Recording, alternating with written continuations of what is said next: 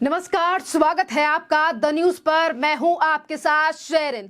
ED के notice पर फिर एक बार पेश नहीं हुए अरविंद केजरीवाल, और वहीं दूसरी तरफ जो है वो अरविंद केजरीवाल ने ईडी को पत्र लिखकर कहा है कि मामला कोर्ट में है और कोर्ट के फैसले का इंतजार करे ईडी, क्योंकि ईडी का नोटिस जो है वो अवैध है। देखिए, एक तरफ जो है वो लगातार अरविंद केजरीवाल ईडी के नोटिस के बावजूद जो है वो ईडी के समक्ष पेश नहीं हो रहे हैं, तो वहीं दूसरी तरफ अब खबर यह भी आ रही है कि इस बार अगर इस पूरे मामले को लेकर कोर्ट में पेशी होती है, यानी कि सुनवाई होती है, तो कोर्ट जो है वो यानी कि ईडी के नोटिस को लेकर नहीं, बल्कि अरविंद केजरीवाल के न जानबूझकर ईडी के समक्ष ना पेश होने को लेकर जो है वो फैसला सुना सकता है। जहां एक तरफ अरविंद केजरीवाल ने फिर एक बार बहाना बनाकर जो है वो ईडी के समक्ष पेश नहीं हुए हैं, जिस तरीके से लगातार जो है वो टाइम पर टाइम बढ़ा रहे हैं, और इसी बीच अब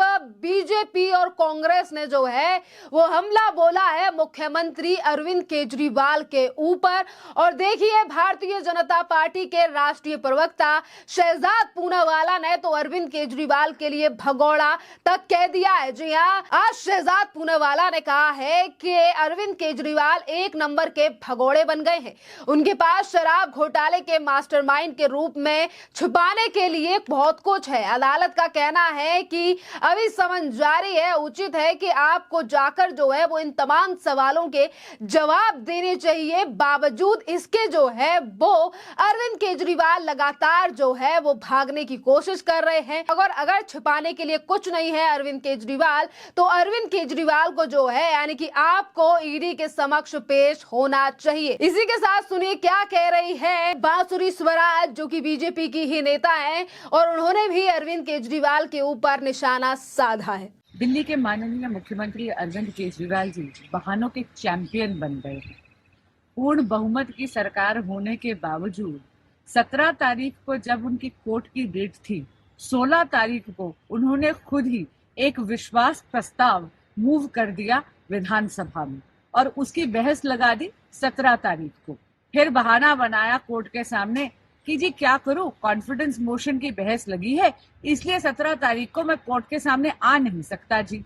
आज 19 तारीख को छठा समन जब ईडी ने भेजा है कि वो आए और जांच में जुड़े, एक बार फिर अरविंद केजरीवाल जी ने समन का निरादर कर इस देश के कानून का उल्लंघन करा है। मेरा सुझाव है माननीय मुख्यमंत्री अरविंद केजरीवाल जी को कि ये जितने भी पैतरे और बहानेबाजी है ना, ये आपको बहुत देर तक सुरक्षित नहीं रख सकते, ये आपका कवच नहीं बन सकते। इसलिए कृपया इस देश के कानून को मानिए, न्याय प्रणाली का आदर करिए और जाकर जांच में जुड़िए, ईडी के समन का आदर करिए। बांसुरी स्वराज का कहना है कि अरविंद केजरीवाल बहानेबाजी के चैंपियन बन गए हैं। दिल्ली में पूर्ण बहुमत की सरकार होने के बावजूद उन्होंने जो है वो 16 फरवरी को विधानसभा में अविश्वास प्रस्ताव पेश किया, जबकि 17 फरवरी को इस बात पर चर्चा हुई। उन्होंने अदालत से कहा कि वह 17 फरवरी को उनके सबके सामने पेश जो है ईडी के समक्ष जो है पेश नहीं हो सकते। अविश्वास प्रस्ताव पर बहस के कारण और आज फिर एक बार जो है वो कानून का अनादर करते हुए ईडी से बच गए हैं मुख्यमंत्री अरविंद केजरीवाल, और इस तरीके से जो है वो बांसुरी स्वराज ने जो है वो निशाना साधा है। और इसी के साथ दिल्ली विधानसभा में बीजेपी की तरफ से नेता यानी नेता प्रतिपक्ष रामवीर विधुड़ी ने जो है उन्होंने भी निशाना जो है वो केजरीवाल के ऊपर साधा है, और उन्होंने कहा है कि अरविंद केजरीवाल के खिलाफ लगे कुछ गंभीर भ्रष्टाचार के आरोपों को लेकर जो है वो उन्हें सामने पेश होना चाहिए। एजेंसी के पास सबूत है, और इसीलिए जो है अरविंद केजरीवाल अपने आप को बचाने की कोशिश कर रहे हैं, और इसीलिए इनके डिप्टी सीएम को अभी तक जमानत नहीं मिली है। देखिए, एक तरफ वही बीजेपी के तमाम नेता जो हैं वो हमलावर हैं अरविंद केजरीवाल के ऊपर, और देखिए हरीश खुराना जो कि दिल्ली बीजेपी के प्रवक्ता हैं, वो ये कह रहे हैं कि जैसा कि हमें उम्मीद थी अरविंद केजरीवाल फिर से ईडी के समन से बच गए हैं। उनके मन में कानून के प्रति कोई सम्मान नहीं है। ये छठी बार है जब उन्होंने ऐसा किया है। जैसा कि हमें पूरी उम्मीद थी कि इस बार फिर अरविंद केजरीवाल ईडी के सम्मान को इवेट करेंगे, और वही हुआ। कानून के प्रति उनका कोई सम्मान नहीं है। पिछले 5 बार दिखा चुके हैं, 6ठी बार हुआ है कि उन्होंने ईडी का सम्मान को इवेट किया है। अब कह रहे हैं कि इलीगल है, चूंकि ईडी खुद कोर्ट गई है, मामला कोर्ट के अंदर है। तो भाई साहब, आप परसों पेश क्यों नहीं हुए? जानबूझकर आपने विधानसभा के अंदर कॉन्फिडेंस मोशन लेके आए ताकि इसको लिंगर ऑन करे, उसको खींच सके। हेमंत सोरेन याद है अरविंद केजरीवाल साहब 10 समनों को इवेट किया था, कोर्ट भी गए थे, कोई राहत नहीं मिली। आखिरकार उनको 10 समन के बाद ईडी के सामने प्रस्तुत होना पड़ा और अंततः उनकी गिरफ्तारी हुई क्योंकि वो सवालों के जवाब नहीं दे पाए। आपको भी बहुत सारे सवालों के जवाब देने हैं अरविंद केजरीवाल साहब। अरविंद याद है ना, उन्होंने क्या कहा था कि 5% से 12% कमीशन जो है वो आपके सामने हुई है और आपकी मौजूदगी में हुई है। इन सवालों के जवाब देने हैं। 300 करोड़ रुपए का मनी ट्रेल का जिक्र माननीय सुप्रीम कोर्ट ने किया है, उसका जवाब देना है। समीर महेंद्रू का बयान है कि आपने कहा था उनको कि विजय नायर इज माय बॉय, ये आपको जवाब देना है अरविंद केजरीवाल साहब। इसलिए मेरा कहना है, जितना मर्जी आप भाग लीजिए, जितना मर्जी आप ईडी के सम्मान को विवेट कर लीजिए, आखिरकार एक दिन आपको ईडी के सामने प्रस्तुत होना ही पड़ेगा। बहुत सारे सवालों के जवाब देने पड़ेंगे। इसलिए मेरा कहना है, जितनी जल्दी हो सके सामने पेश हो जाइए और सवालों के जवाब देने की कोशिश करिए। दिल्ली के मुख्यमंत्री अरविंद केजरीवाल द्वारा जो है वो ईडी के 6ठे समन को भी नजरअंदाज करने को लेकर लगातार जो है वो हमलावर दिखाई दे रही है बीजेपी। और देखिए, अगर हम बात करें कांग्रेस की, जिस कांग्रेस के बड़े नेताओं के साथ बैठकर कल अरविंद केजरीवाल तमाम बड़ी बड़ी बातें कर रहे थे, आज उसी कांग्रेस के नेता यानी कि संदीप दीक्षित ने जो है वो भी कहा है कि ईडी की मान मंशा चाहे जो भी हो, हमें हमेशा न्यायिक प्रक्रिया का हिस्सा बनना चाहिए और अपना कर्तव्य पूरा करना चाहिए। मैं अरविंद केजरीवाल से कहना चाहूंगा कि उन्हें ईडी के पास जाकर जो है वो इस मामले को खत्म करना चाहिए और ईडी के सामने अपनी बात रखनी चाहिए। ईडी की मंशा कुछ भी हो, ये हम लोग सब इस बात को समझते हैं कि ईडी, सीबीआई, इनकम टैक्स इस समय एक स्वायत्त संस्था नहीं बल्कि किसी रूलिंग पार्टी के एक तरीके से अपना ही घटक दल बन के अपना काम कर रहा है। और वो बात अलग है, जो कानूनी प्रक्रिया है, मैं हमेशा से कहता हूं उसमें हमको भागीदार होना चाहिए और अपनी जो भी ड्यूटी है वो पूरी करनी चाहिए। इसको कहने के बाद ये बात भी है कि शायद 2-4 दिन पहले कोर्ट में समन हुआ था केजरीवाल जी का, क्या वो क्यों नहीं इसमें जाएंगे, और उसमें ईडी गई थी। तो कोर्ट ने शायद 2-3 दिन बाद की कोई तारीख दी है। तो अगर कोर्ट की 2-3 दिन बाद की तारीख है तो फिर उस डेट का इंतजार करना चाहिए। उसमें अगर इनको रिलीफ मिल जाता है, जब तक का मिलता है नहीं मिलता है ये मैं नहीं कह सकता, रिलीफ मिल जाता है तो ठीक है, आप नहीं जाइएगा ईडी के सामने। और अगर कोर्ट कहेगा कि नहीं आपको ईडी के सामने जाना है तो फिर कानून मशीन को जाना पड़ेगा। मैं तो फिर भी कहूंगा कि आप जाइए ईडी में, अपनी बातचीत कहिए और इस मामले को निपटाइए। आप कहते हैं कि आपकी बहुत जरूरत है कैंपेनिंग में, उसका मामले में शुरू होइए, नहीं तो ये बात तो बार बार आती रहेगी ना।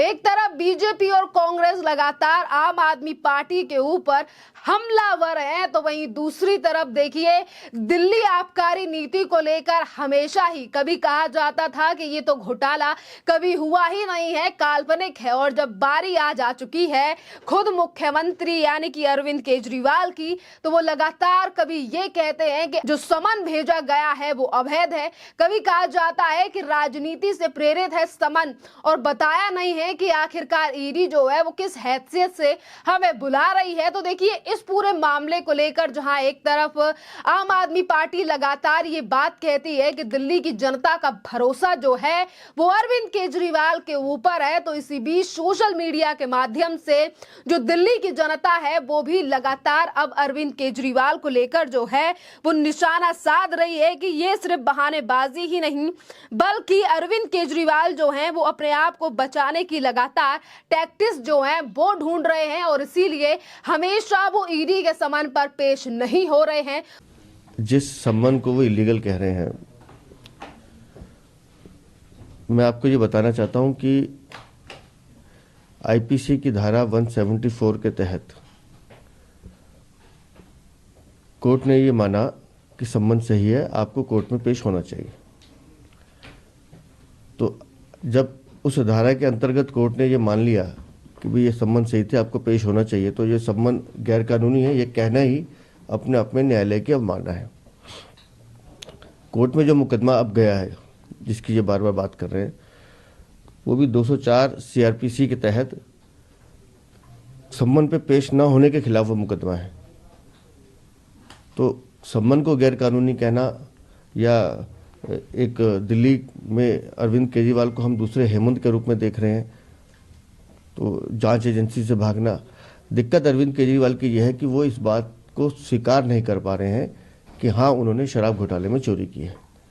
तो उनको लगता है कि वो बड़े बड़े विद्वान वकीलों की सलाह से बच जाएंगे, लेकिन कानून अपना काम कर रहा है, जांच एजेंसी अपना काम कर रही है, और अरविंद केजरीवाल को आज नहीं तो कल शराब घोटाले की सच्चाई दिल्ली की जनता के सामने लानी पड़ेगी, जबकि दिल्ली की जनता जानती है।